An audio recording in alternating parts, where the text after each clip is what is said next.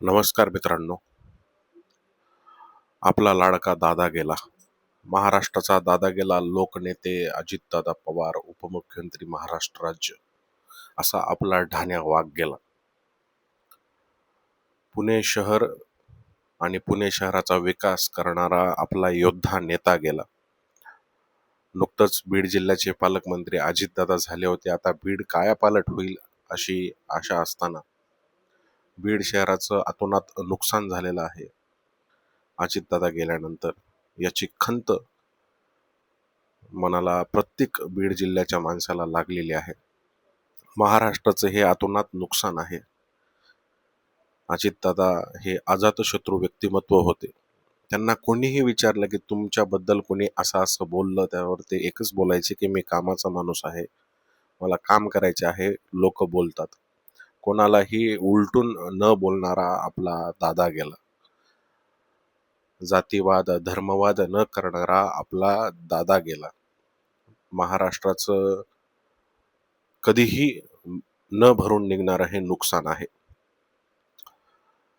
कोणत्याही विकास कामामध्ये अडथळा न करणारा आज दादा गेला. मेट्रोचं काम असेल, कोणता पक्ष करतोय, काय पक्ष करतोय, मी त्याच्यात काय करू शकतो, याचाच फक्त विचार करणारा आपला दादा गेला. सकाळी 6ला हिंजेवाडीत येणारा, रोडची पाहणी करणारा, ते सुधारण्यासाठी प्रयत्न करणारा, ते प्रत्यक्षात अंमलबजावणी करणारा आपला दादा गेला. लहानपणापासून ज्यांचं राजकारण पाहत आपण लहानाचे मोठे झालो. टीव्ही लावला की एक पुढारी दिसायचा,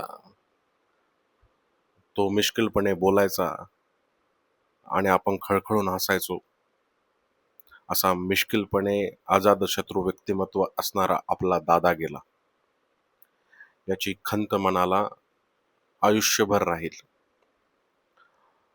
दादा, हे आहे तुमचं हिंजेवाडी IT पार्क. दादा, तुम्हाला विनम्र अभिवादन. जय हिंद, जय महाराष्ट्र. दादा, जोपर्यंत माझे हातपाय हलतात ना, तोपर्यंत तुमचं भलंच करीन, बाकी काय करणार नाही. मी काम करून दाखवलं. मी कामाचा माणूस आहे. मी कामाचाच माणूस आहे. हेच ध्येय घेऊन आपण पुढे जायचं, एवढीच आग्रहाची, नम्रतेची, कळकळीची विनंती करतो आणि आपल्या सगळ्यांची रजा घेतो. जय हिंद, जय महाराष्ट्र.